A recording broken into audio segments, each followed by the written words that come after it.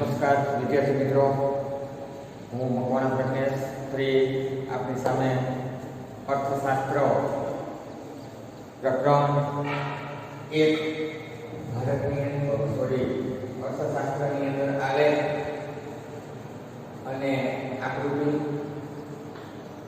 પ્રકરણ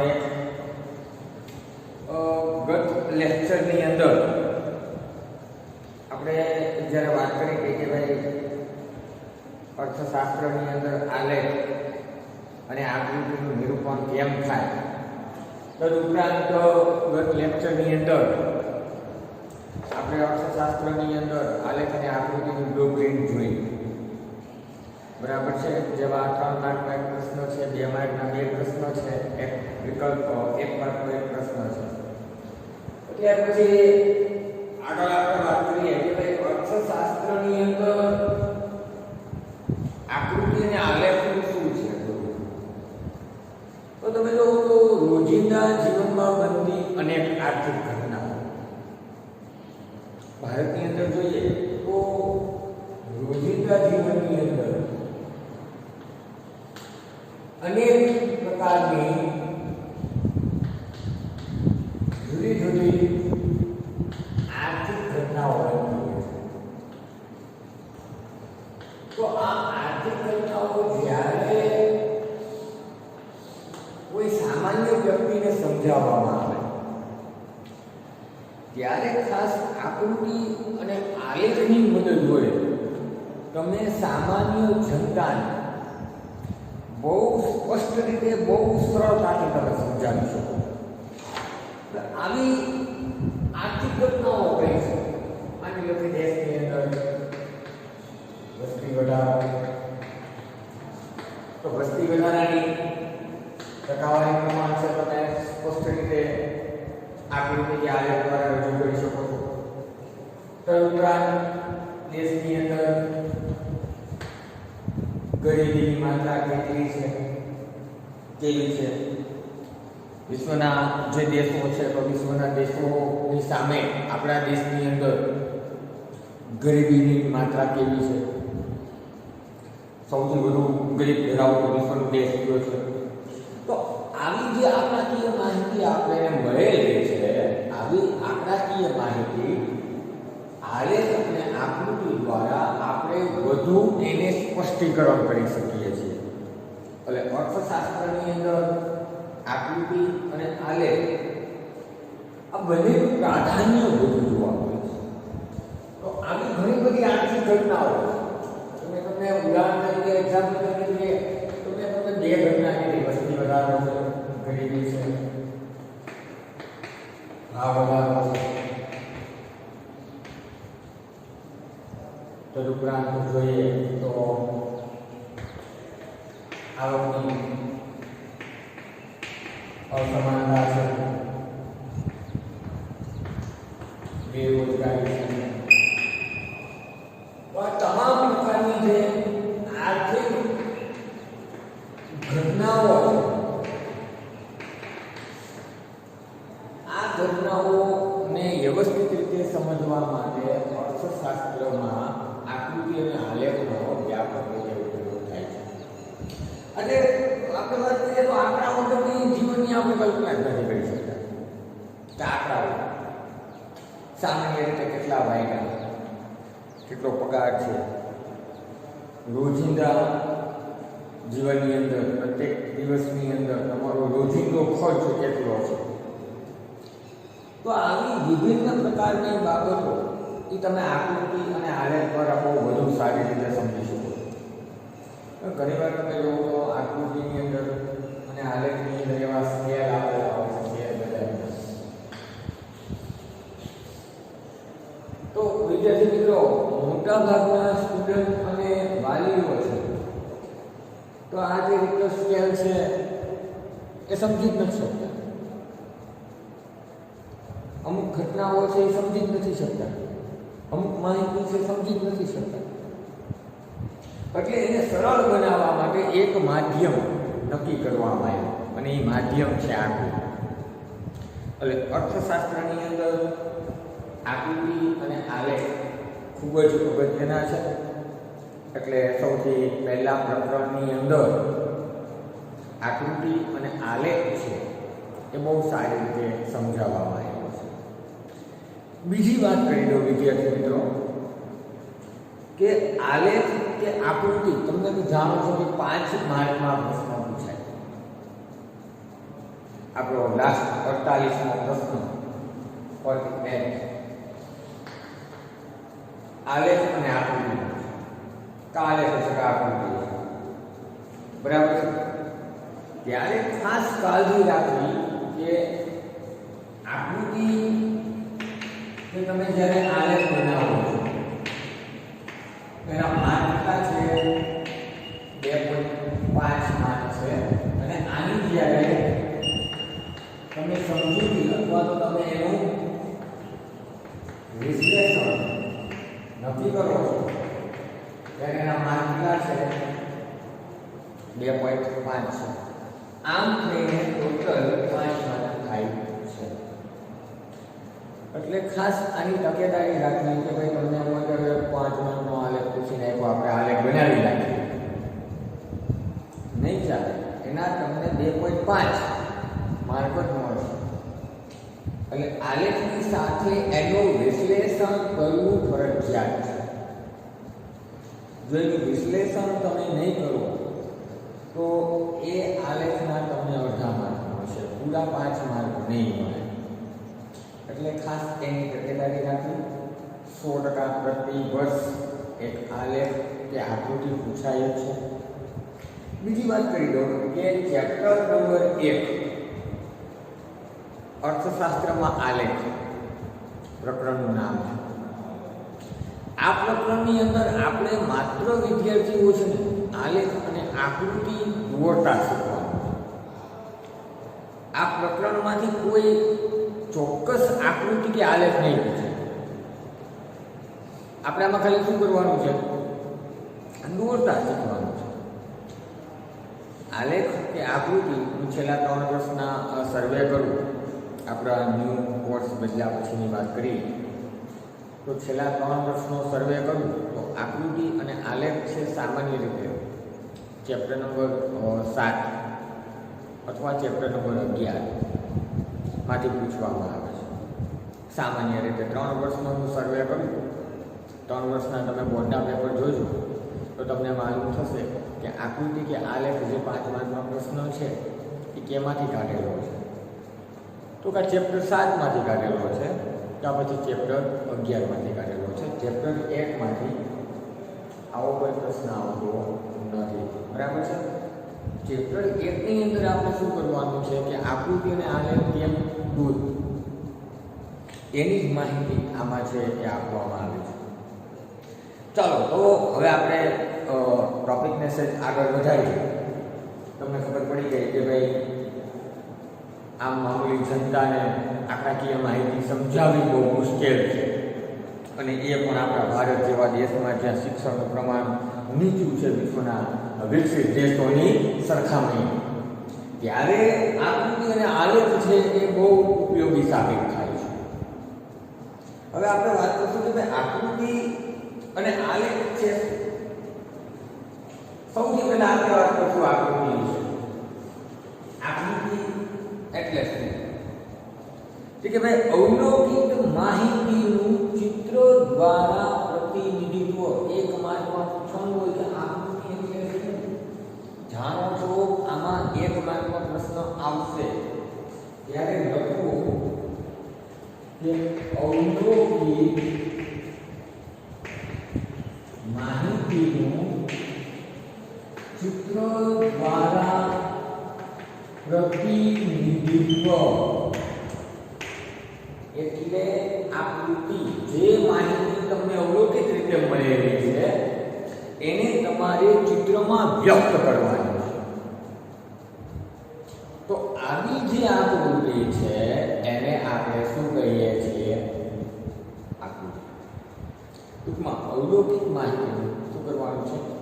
ચિત્ર દ્વારા રજૂઆત કરવાની. આલેખ અને આકૃતિ વચ્ચે તફાવત પણ પૂછાય. આપણે આ બે ટોપિક ભણવાના છે, આકૃતિ વિશે અને આલેખ વિશે આજે ભણવાના છે. હવે આકૃતિમાં બીજી વાત શું છે કે આકૃતિ દોરવા માટે સ્કેલ માપ લેવામાં મન ફાવે એટલે તમે આકૃતિ જે બનાવી છે આકૃતિ દોરવા માટે શું લેવામાં આવે છે કે સ્કેલ માપ જરૂરી છે. હવે સ્કેલ માપ વગરની જો તમે આકૃતિ બનાવો સ્વાભાવિક છે તો એ આકૃતિની અંદર શું જોવા મળશે કે આકૃતિની અંદર છે વિવિધ પ્રકારની ખામી જોવા મળે. ઘણી વાર સ્ટ્રોંગ ગેપ મોટો કરી નાખ્યો, ટૂંકો કરી નાખ્યો, આવું બન્યું. બરાબર. અને આકૃતિ છે ચોક્કસ શાના આધારે લેવાય તો કે સ્કેલમાં. સામાન્ય રીતે આપણે 1 સેમી બરાબર અહીંયા ટકાવારી પ્રમાણે છે 10%. બરાબર. સ્વાભાવિક છે એક કમાઈનો હોય તો લખીએ કે 50 એકમ પછી જે આપણે સામાન્ય રીતે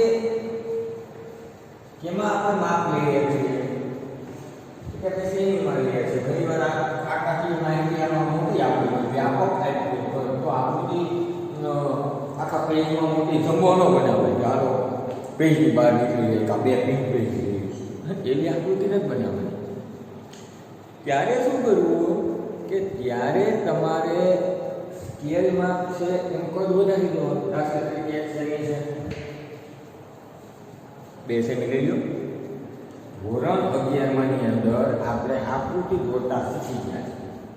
આકૃતિ દોરતા પણ શીખી ગયા છીએ, આલેખ દોરતા પણ શીખી ગયા છીએ. લગભગ પ્રશ્ન ન થાય. અને એમાં આપણું કોમર્સનું પેકેજ છે બહુ સારું છે. આકૃતિ અને આલેખ જો આપણે જે આલેખ ભણીએ છીએ તો એ સામાન્ય રીતે એ આલેખ આંકડાશાસ્ત્રમાં આવે. સારી વાત એ છે આંકડાશાસ્ત્રની અંદર પણ આપણે છે એ આલેખ ભણીએ છીએ. એટલે આ તો આપણે રિવિઝન થાય.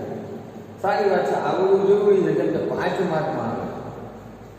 એટલે આકૃતિની અંદર સૌપ્રથમ લખવાનું થાય તો સામાન્ય રીતે આકૃતિ એટલે શું એવી માહિતી અવલૌકિક માહિતીનું ચિત્ર દ્વારા પ્રતિનિધિત્વ. આલેખમાં એ પણ થશે અવલૌકિક માહિતીનું ચિત્ર દ્વારા પ્રતિનિધિત્વ. એટલે આકૃતિ દોરવા માટે સ્કેલ માપ જરૂરી છે. બીજી વાત, આકૃતિ દોરવા માટે આંકડાશાસ્ત્રનું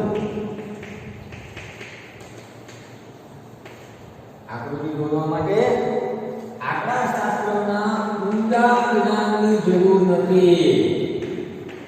તમને એમ થાય કે આકૃતિ બનાવી છે આમાં તો આપણે હવે આંકડાશાસ્ત્રનું જ્ઞાન નથી, હવે શું કરશું? તો આંકડાશાસ્ત્રના ઊંડા જ્ઞાનની આમાં જરૂરિયાત નથી. સ્કેલ માપ લઈ અને તમે આકૃતિ દોરી શકો છો. એના માટે જરૂરી નથી કે હવે આંકડાશાસ્ત્ર શીખવું પડશે. આપણે આકૃતિ બનાવી તો આમાં આંકડાશાસ્ત્રના શું જોઈએ? આંકડાશાસ્ત્રના ઊંડા જ્ઞાનની જરૂરિયાત લઈ આપણે એવું સમજતા હોઈએ, પણ એવું હોતું નથી. તો ઊંડા જ્ઞાનની આમાં કાંઈ જરૂરિયાત નથી. ખાસ કરીને આકૃતિ જ્યારે દોરવામાં આવે ત્યારે આપેલી માહિતી જેવી હોય કે ભાઈ આપેલી માહિતી અસતત હોય,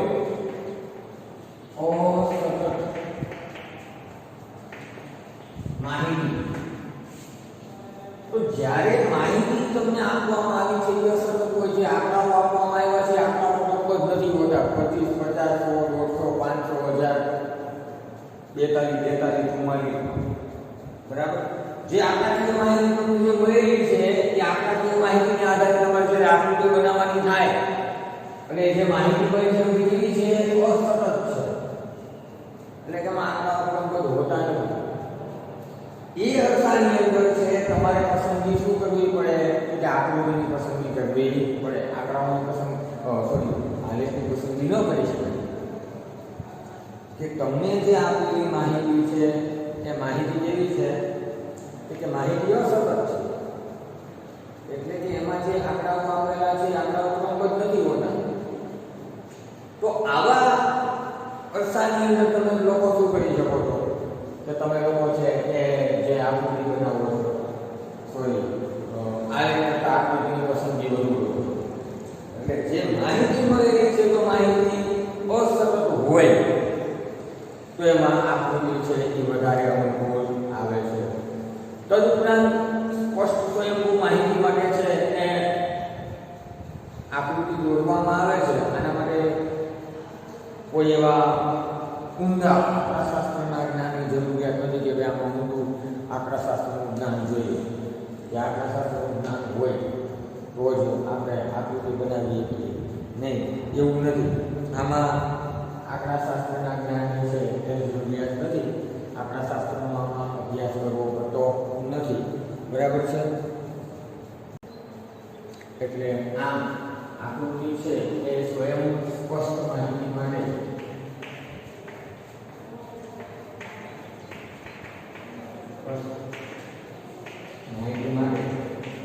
શું છે? સ્વયં સ્પષ્ટ માહિતી માટે છે એ દોરવામાં આવે છે. એના માટે કોઈ સ્પેશિયલ તમારે આંકડાશાસ્ત્રનું જ્ઞાન જરૂરી હોય તો આંકડાશાસ્ત્રના જ્ઞાનની જરૂરિયાત રહેતી નથી. એકદમ સ્પષ્ટ માહિતી આપેલી હોય તો સ્પષ્ટ માહિતી માટે આકૃતિ છે દોરવામાં આવે છે. તદુપરાંત બીજી વાત જોઈએ કે આપણે વિજ્ઞાપનની વાત કરીએ. ઘણી બધી કંપનીઓ છે શું કરે છે પોતાની વિજ્ઞાપન એટલે પોતાની જાહેરાત, તો પોતાની જાહેરાતો આપવા માટે પોતાની પ્રોડક્ટ ને આમ કહીને કે આકર્ષણ બનાવવા માટે આકૃતિનો વ્યાપક પ્રમાણમાં ઉપયોગ કરે છે. બરાબર છે? પોતાની જે પ્રોડક્ટ છે એ પ્રોડક્ટને આધારે શું થાય કે પ્રોડક્ટના આધારે પોતાનું વેચાણ વધે અને સારામાં સારું એનું માર્કેટિંગ થાય. તો એ હેતુથી વિજ્ઞાપન કંપનીઓ શું કરે છે કે પોતાનું આકર્ષણ ઊભું કરવા માટે તદુપરાંત તમે જો રાજ્યને કોઈ માહિતી પૂરી પાડવી હોય કે ભાઈ રાજ્યની અંદર ગરીબી કેવી છે, રાજ્યની અંદર વસ્તી વધારો કેવો છે વગેરે અમુક સંસ્થાઓ છે, સંસ્થાઓને માહિતી આપવા માટે, સંસ્થાઓ પાસેથી માહિતી લેવા માટે આ વગેરે પાસાઓને અનુલક્ષીને આકૃતિનો છે એ વ્યાપક રીતે ઉપયોગ કરવામાં આવે છે. તો ફરીથી અર્થશાસ્ત્રની અંદર આલેખ, એમાં આપણે જે ટોપિક સમજવાનો છે એ ટોપિક એ છે કે અર્થશાસ્ત્રમાં આલેખ અને આકૃતિ બંને સમજાવવાના છે.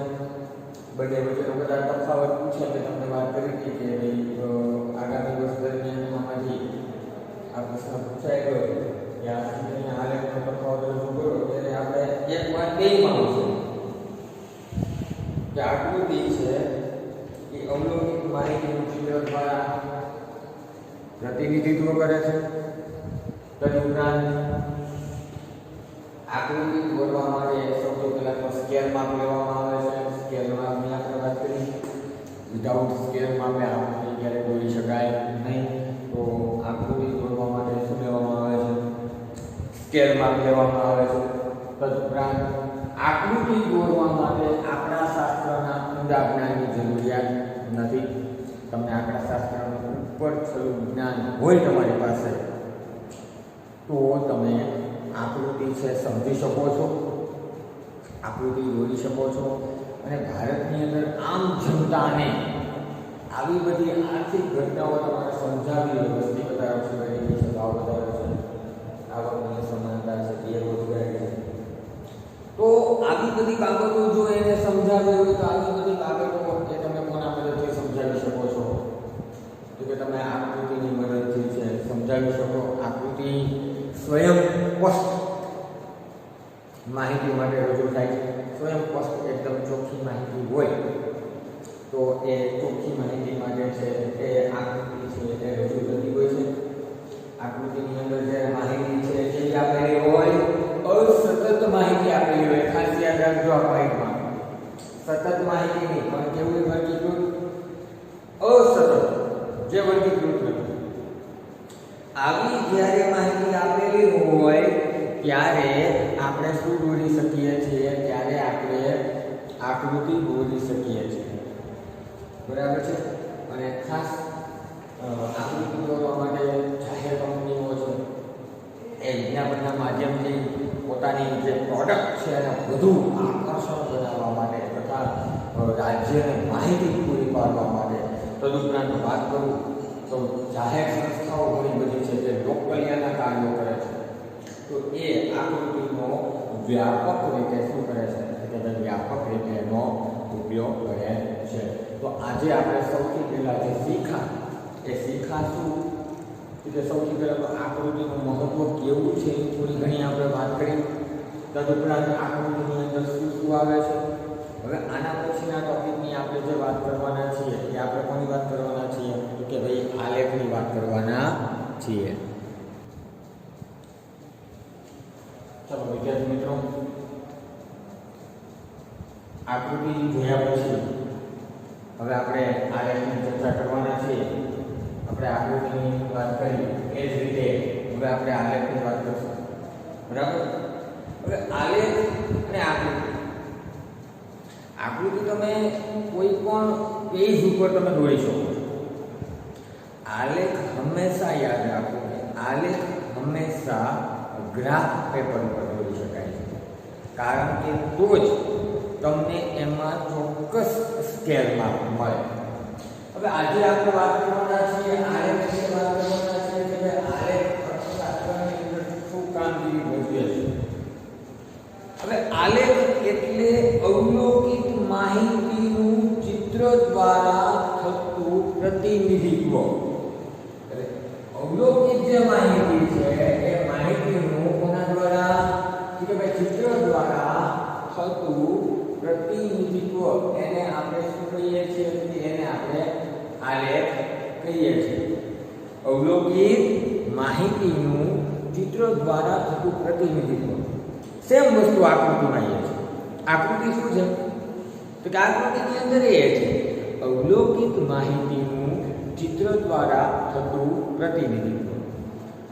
આલેખમાં પણ શું છે અવલોકિત માહિતીનું ચિત્ર દ્વારા થતું પ્રતિનિધિત્વ.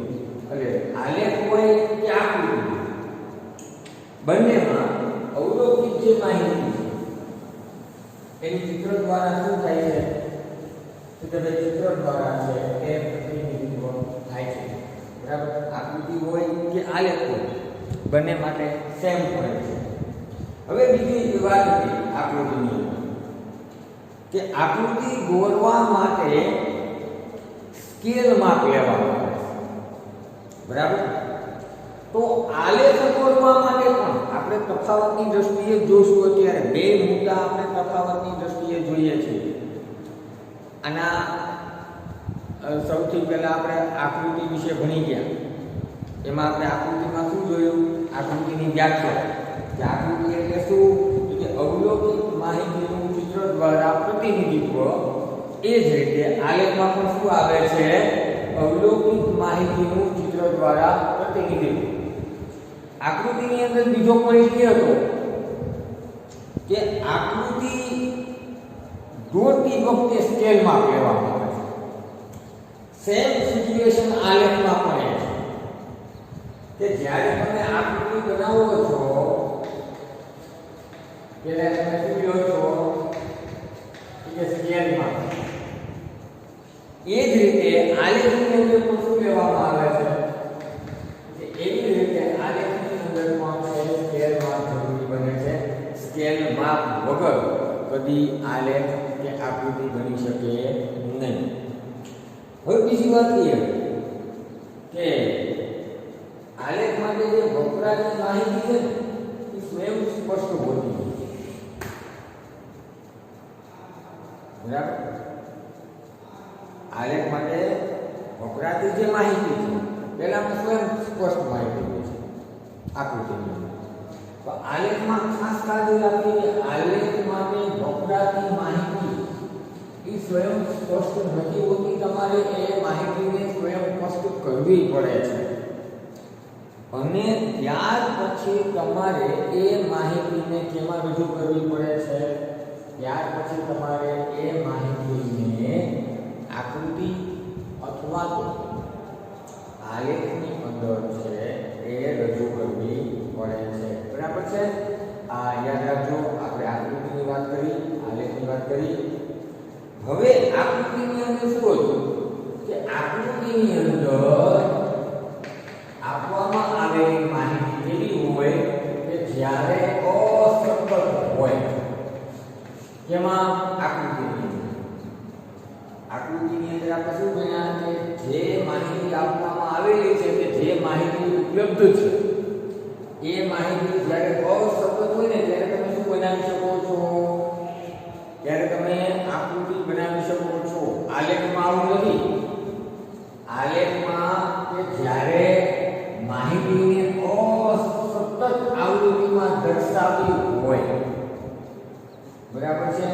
કેવી રીતે? સતત બોલ્યો. માહિતીને સતત આવૃત્તિમાં જ્યારે દર્શાવવી હોય ત્યારે સામાન્ય રીતે છે એ શું દોરવું પડે છે? તો કે આલેખ બનાવવું પડે છે. હવે મેં તમને આકૃતિની વાત કરી કે આકૃતિની અંદર અસતત માહિતીને આધારે તમે શું રજૂ કરી શકો છો? તો કે તમે આકૃતિ બનાવી શકો છો. અને આલેખમાં ખાસ બધું અહીં તમને બંનેના ભેદ રજૂ કરું. સમજવામાં એકદમ સરળતા રહેશે કે જ્યારે આલેખની અંદર માહિતી કેવી હોય કે માહિતી જ્યારે સતત આપવામાં આવી હોય ક્રમબદ્ધ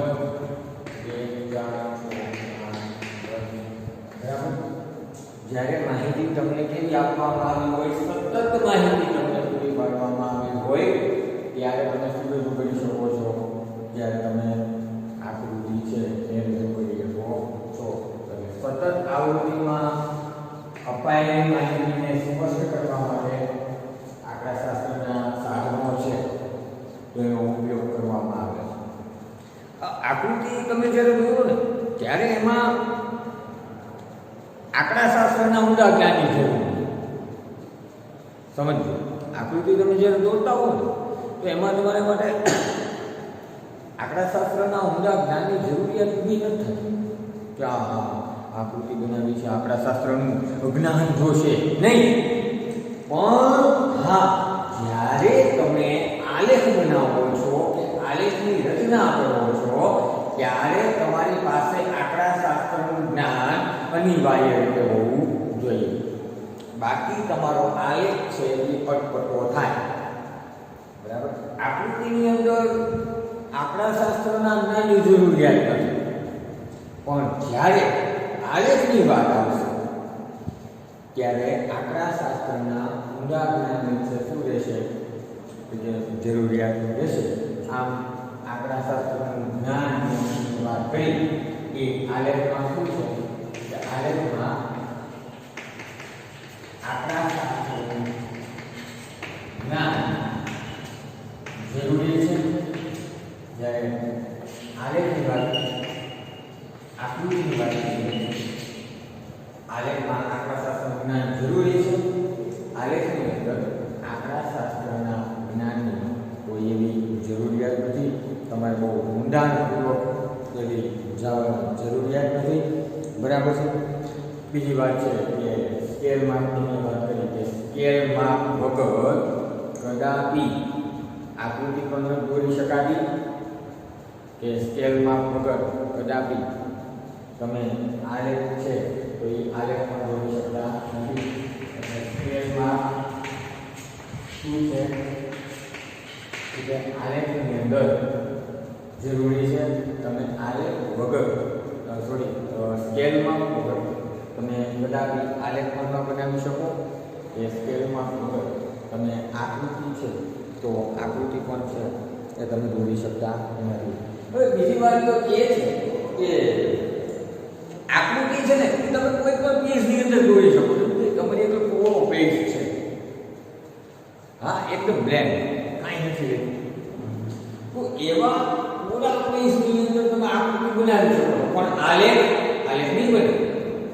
આલેખ માટે તમારે શું જોશે કે આલેખ માટે તમારે ગ્રાફ લેવો જોશે. એટલે એક બાબત આપ નોંધ કરજો કે આલેખ દોરવા માટે કોનો ઉપયોગ થાય છે? ગ્રાફ પેપર છે.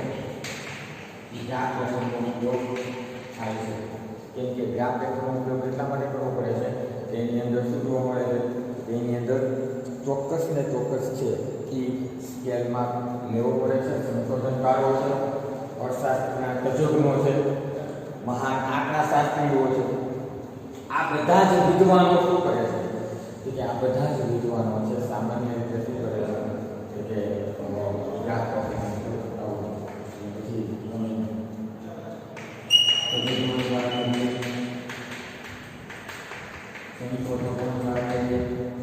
બરાબર આપણા શાસ્ત્રીઓની વાત કરીએ, અર્થશાસ્ત્રીઓની વાત કરીએ,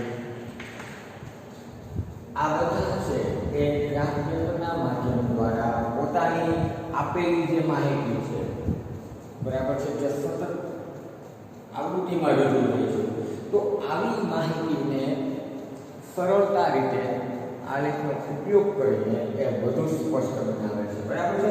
તો ખાસ કરીને આલેખ દોરતી વખતે પણ ઉપયોગ થાય છે કે આલેખ દોરતી વખતે છે એ ગ્રાફ પેપરનો ઉપયોગ થાય છે, ખાસ કરીને સામાન્ય પ્રજાની ક્લાસ વાત કરીએ કે સામાન્ય પ્રજા છે, સામાન્ય પ્રજાને માહિતી આપવા માટે આલેખનો ઉપયોગ શક્ય નથી, એટલે કે સામાન્ય પ્રજા માટે જે માહિતી આપણે આપવી હોય તો એ તમે આકૃતિની મદદથી આપી શકો। આલેખ છે એ સામાન્ય પ્રજાને માહિતી આપવા માટે નથી, પણ ઉચ્ચ શિક્ષણમાં આલેખ ઉપયોગી સાબિત થાય છે। ઉચ્ચ અભ્યાસ અર્થે માહિતીને વધુ સ્પષ્ટ કરવા માટે આલેખ છે એ વધુ ઉપયોગી થાય છે। બાકી સામાન્ય પ્રજા માટેની આપણે વાત કરીએ બરાબર કે સામાન્ય પ્રજા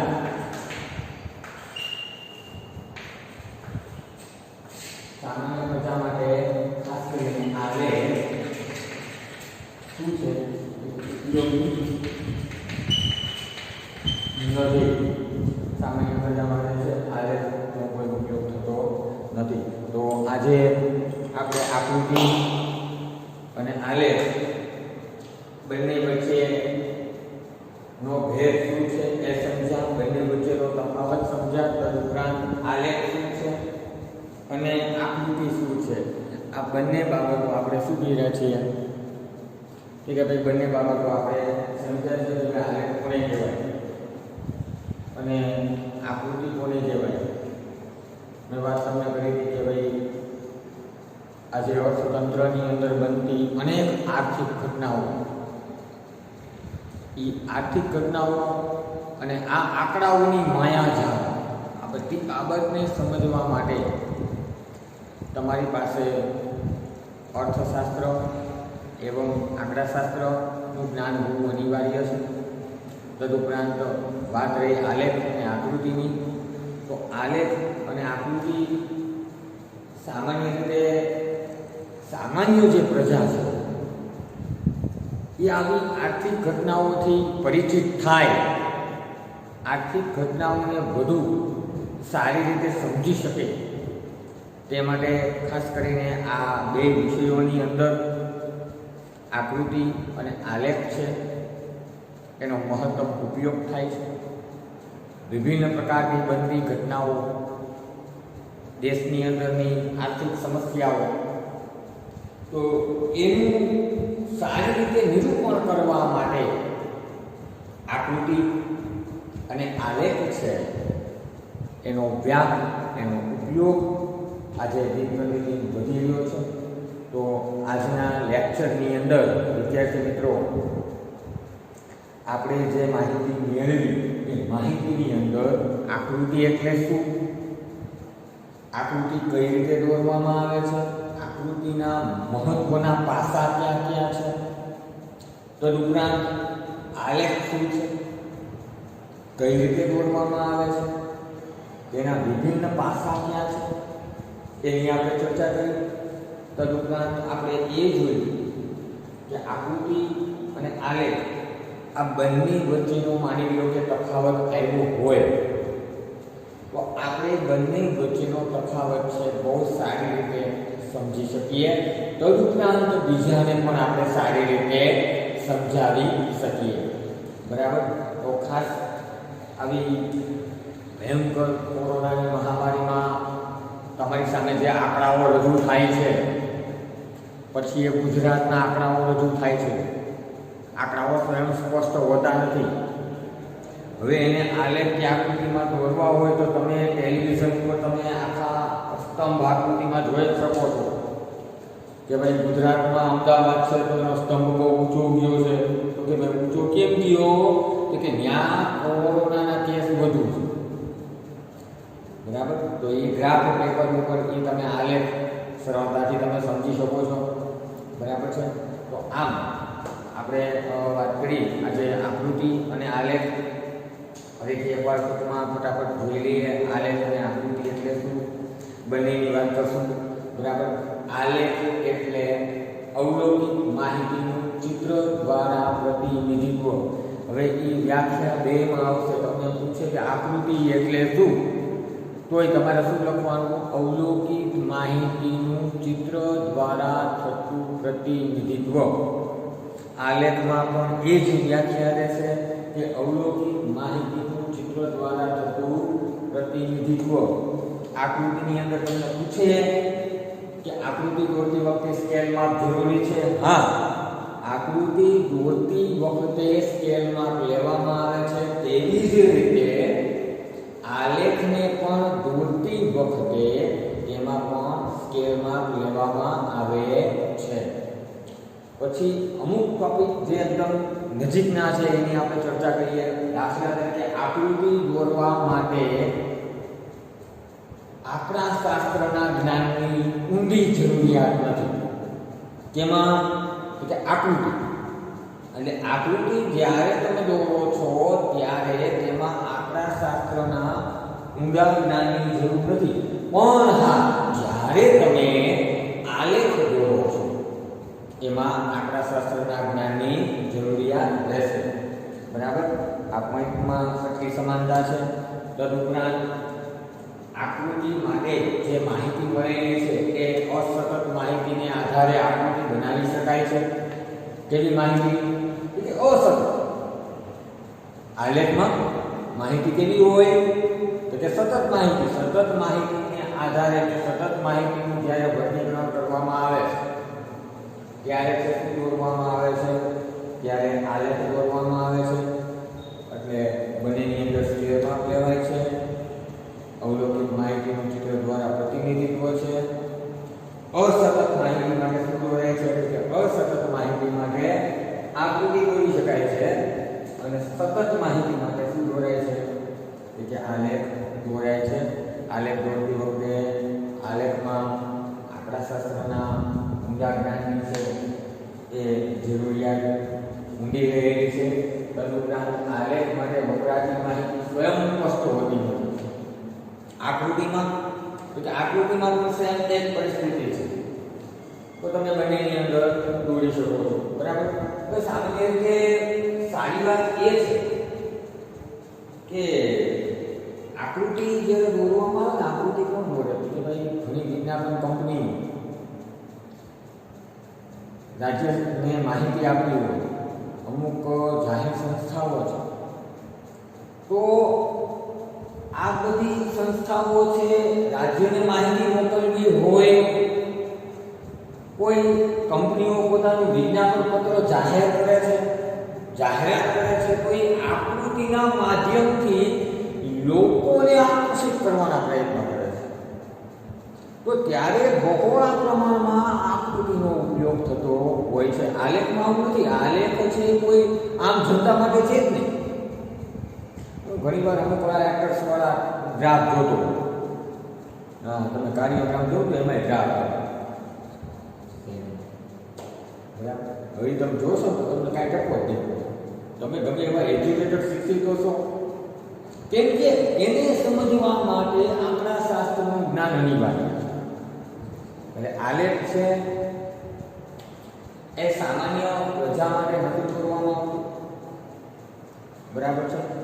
આલેખનો ઉપયોગ કોણ કરે છે? કે ભાઈ તજજ્ઞો છે પોતાની માહિતીને વિસ્તૃત કરવા માટે, સંશોધકો છે, આંકડાશાસ્ત્રીઓ છે, અર્થશાસ્ત્રીઓ છે. તો એ શું કરે છે? તેનો મહત્તમ છે ઉપયોગ કરે છે. કોનો? કે આંકડાશાસ્ત્રની અંદર ખાસ કરીને આલેખનો. તો આજે આપણે આકૃતિ એટલે શું, તદુપરાંત આલેખ એટલે શું, બંને વચ્ચેનો તફાવત આપણે ભણ્યા. અને પછીના ટોપિકની અંદર હજી આપણે વિસ્તારપૂર્વકની ચર્ચા કરશું. ખાસ કાળજી રાખવી વિદ્યાર્થી મિત્રો. રેગ્યુલર હવે નિયમિત રીતે આપ સૌએ છે એ શાંતિથી બધા જ લેક્ચરો અટેન્ડ કરવા. આની સિવાય આપણી પાસે અમને કોઈ રસ્તો છે નહીં. 1 સપ્ટેમ્બર સુધી અમને કોઈ સ્કૂલો ખુલે એવી કોઈ પરિસ્થિતિ સામે નથી દેખાતી. કોરોનાની આ જે મહામારી છે તો દિન પ્રતિદિન આજે વિકટ અને વિકૃત સ્વરૂપ ધારણ કરતી જાય છે. તો આવા સમયની અંદર ઘરે બેઠા જો આપણે આવું ઓનલાઈન શિક્ષણ મેળવીએ તો વિદ્યાર્થી મિત્રો આપણા જ્ઞાનની અંદર વધારો થશે. પોઝિટિવ સારું વિચારીએ કે ભગવાન બધું સારું કરી દે. આપણી મેડિકલ ટીમ છે આ બાબતે ઘણું બધું વર્ક કરે છે. તમામ જાહેર જનતા છે તો એનો સપોર્ટ સારો છે. એટલે હમણાં આપણે આ જે કપરા સમયમાંથી જે પસાર થઈ રહ્યા છીએ એના માટે તો અત્યારે ઓનલાઈન શિક્ષણ સિવાય આપણી પાસે બીજો કોઈ તબક્કો છે નહીં. તો વિદ્યાર્થી મિત્રો જેટલા લેક્ચર આવે છે કોમર્સના, Oxford school of science and commerce, તમામ લેક્ચર અટેન્ડ કરો. બધા જ લેક્ચરનું તમને હોમવર્ક મળે છે, બધા જ લેક્ચરનું તમને મટીરિયલ પ્રાપ્ત થાય છે. તો મટીરિયલ માટે અત્યારથી જ ઘરે બેઠા ફ્લેટબુક છે તૈયાર કરો. એટલે વેકેશન ખુલતાની સાથે આપણી મહેનત કેવી રહે તો ઓછી રહે. બહુ લાંબા ગાળાનું વેકેશન તમને મળ્યું છે, પ્લીઝ મહેરબાની કરીને એનો સદુપયોગ કરો. જીવનને ઉન્નતિ તરફ જાય એવા પ્રયાસ કરજો. કેમ કે સખત મહેનતનો બીજો કોઈ વિકલ્પ નથી. એટલે વિદ્યાર્થી મિત્રો ઇકોનોમિક્સના, સ્ટેટ, એકાઉન્ટ બધાના જ લેક્ચર વિડીયો કાયમના સંસ્થામાંથી 2 વિડીયો પ્રકાશિત થાય છે. તો એ બંને વિડીયો છે 1 વાર ને 2 વાર જો, 3 વાર જો, 4 વાર જો, જ્યાં સુધી સમજાય નહીં ત્યાં સુધી જો. અત્યારે તો ઇન્ટરનેટની ને સેવાઓ પણ બહુ સસ્તી અને સુલભ બનાવાય છે. તો આપણે એનો વ્યાપક રીતે ઉપયોગ કરી શકીએ છીએ. એટલે મહેરબાની કરીને તમામ લેક્ચરો અટેન્ડ કરો, વધુ મહેનત કરો. ગત વર્ષનું રિઝલ્ટ ખૂબ સરસ આવ્યું એમ અમે ઈચ્છીએ છીએ કે આવનારા વર્ષ માટે પણ રિઝલ્ટને ધ બેસ્ટ કેમ બનાવવું એવા પ્રયત્નો અમારા તરફથી છે થઈ રહ્યા છે. પ્લીઝ અમને આ બાબતે સપોર્ટ આપો. તમારું નામ રોશન થશે, અમારું નામ રોશન થશે. તમે જેટલા આગળ પ્રગતિ કરશો એટલી જ ખુશી અમને મળશે. એટલે ખાસ કરીને વિદ્યાર્થી મિત્રો તમે તમામ લેક્ચરો છે સારી રીતે અટેન્ડ કરો. આજનો જે આપણો ટોપિક હતો એ ટોપિક આપણે અહીંયા પૂર્ણ કરીએ છીએ. આના પછીના ટોપિકની અંદર આપણે વિવિધ પ્રકારની જુદી માહિતી ભણશું. આ ચેપ્ટરની અંદર આલેખ દોરતા શીખશું, આકૃતિઓ દોરતા શીખશું. આલેખ ખાસ તો આપણે શીખવાના છે, એક જ આકૃતિ શીખવાની છે, બરાબર. તો ખાસ ત્યાર પછીની આપણે ચર્ચા છે કે આના પછીના લેક્ચરમાં કરશું. ધન્યવાદ વિદ્યાર્થી મિત્રો.